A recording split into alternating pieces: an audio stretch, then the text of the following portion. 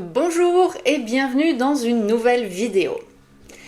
Tu as déjà passé un entretien d'embauche où tu t'es demandé si c'était une arnaque? Ou trouvé une offre d'emploi tellement étrange que tu te demandais si elle était réelle? Quand je suis partie au Canada avec mon mari, je pensais que trouver du travail serait facile, mais je me suis trompée. Et crois-moi, certains entretiens d'embauche étaient tellement bizarres que j'ai encore du mal à croire qu'ils ont vraiment existé. Comme d'habitude, tu trouveras la transcription complète dans la description de la vidéo, alors je t'emmène avec moi à Toronto. C'est Lucas qui a trouvé un travail en premier. Il a été embauché dans une usine de papier. Son travail consistait à prendre des cartons sur un tapis roulant et à les déposer sur des palettes. Les horaires étaient particulièrement difficiles. 12 heures par jour, avec un système de rotation assez compliqué. 3 jours de travail, 3 jours de repos, puis 2 jours de travail et 2 jours de repos. Une semaine de jours, de 7 heures du matin à 19 heures, puis la semaine suivante de nuit, de 19 heures à 7 heures du matin. Comme l'entreprise se trouvait à environ 1h30 de notre logement, ces journées étaient interminables. Mais après seulement 2 nuits de travail, son responsable l'a appelé pour lui dire qu'il le recontacterait s'il avait de nouveau besoin de lui. Il ne l'a jamais rappelé. Finalement, cette mauvaise expérience a presque été une bonne nouvelle. Lucas a rapidement trouvé un autre emploi, plus proche de chez nous, et avec des horaires classiques. 8 heures par jour, du lundi au vendredi. Il passait ses journées à trier des câbles téléphoniques avec des collègues qui parlaient de religion, du matin au soir. Pendant ce temps-là, moi, j'ai trouvé un travail dans une entreprise d'ambulance. Mon rôle consistait à préparer et envoyer les uniformes destinés aux ambulanciers. Le travail était correct, mais il y avait un énorme problème, la distance. Chaque jour, je passais plus de 2 heures pour aller au travail et plus de 2 heures pour rentrer chez moi. Plus de 4 heures de transport par jour. Malheureusement, le contrat ne devait durer que 3 mois car je remplaçais une employée en arrêt maladie. Une fois le contrat terminé, j'ai dû recommencer mes recherches. Et c'est là que les choses sont devenues vraiment compliquées. Toronto est immense. Quand on regarde une carte, on ne réalise pas forcément les distances. Mais dans la réalité, traverser la ville peut prendre des heures. Je me souviens d'une journée où j'avais 3 entretiens d'embauche. Au total, les entretiens ont peut-être duré 1h30 ou 2 heures.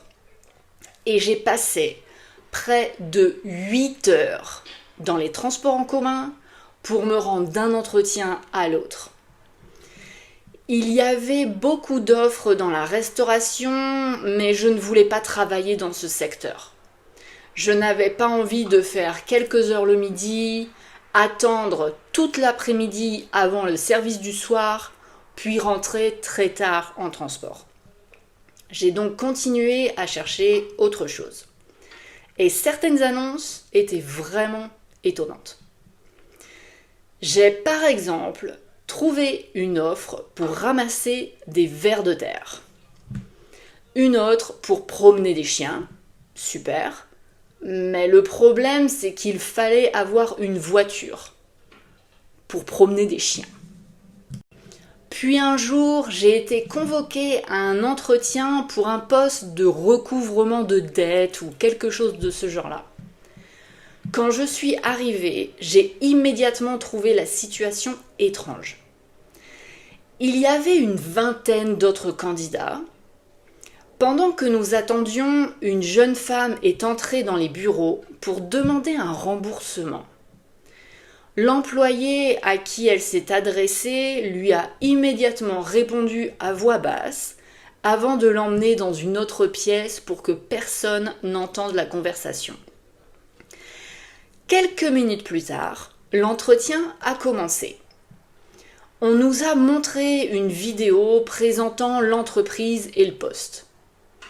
Puis, chaque candidat devait passer un entretien individuel de quelques minutes.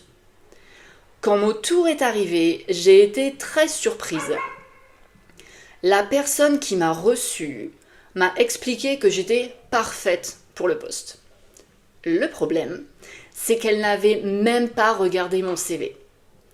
Elle ne m'avait posé aucune question sur mon expérience, mes compétences ou mon parcours. Rien. Et pourtant, j'étais soi-disant la candidate idéale. À ce moment-là, j'ai commencé à me méfier sérieusement.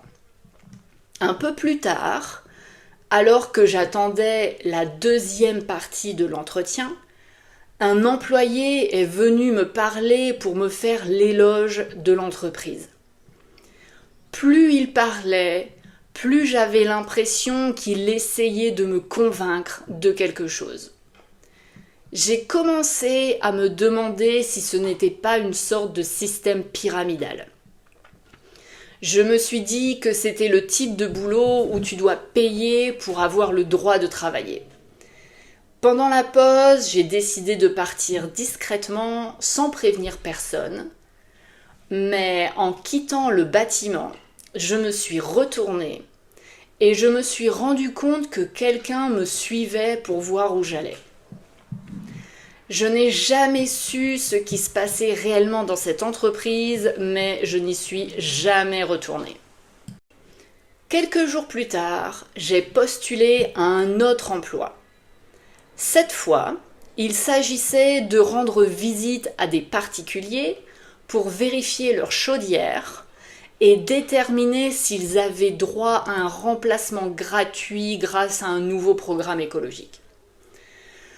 Au lieu de passer un entretien classique, j'ai directement accompagné une employée pendant sa tournée. L'objectif était de découvrir le métier et de recevoir une formation. Toute la journée, nous avons rendu visite à différents clients. Et honnêtement, je ne comprenais absolument rien. Chaque situation était différente, chaque règle semblait avoir une exception. Plus les heures passaient, plus j'étais perdue.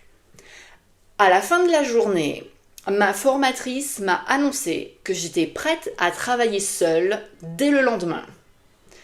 J'ai cru qu'elle plaisantait. Je n'avais rien compris au travail. En plus, le poste était payé à la commission. Si les clients ne signaient pas, je ne gagnais rien. Et surtout, je n'avais aucune envie de me retrouver seule avec des inconnus à inspecter des chaudières dans leur sous-sol. J'ai donc refusé le poste. Petit à petit, toutes ces expériences ont fini par me décourager. Je passais des heures dans les transports, les emplois étaient souvent très loin de chez nous, et certains entretiens me semblaient franchement douteux.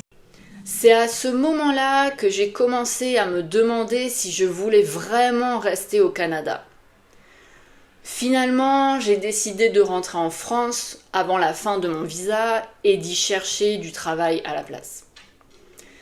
Au final, cette expérience ne s'est pas du tout passée comme je l'avais imaginé. Je ne regrette pas d'avoir tenté l'aventure, parce que j'ai vécu des expériences que je n'aurais jamais pu vivre ailleurs, mais je me suis aussi rendu compte que le Canada n'était tout simplement pas fait pour moi. Et toi, est-ce que tu as déjà passé un entretien d'embauche vraiment bizarre, ou est-ce que tu as déjà exercé un métier complètement insolite ? Raconte-moi ça dans les commentaires, j'adore lire vos histoires. Et la semaine prochaine, on change complètement d'ambiance. Je te raconterai les bêtises que je faisais avec mes frères quand nous étions enfants. Et surtout, comment j'ai failli me noyer dans la cour d'une ferme. À très bientôt.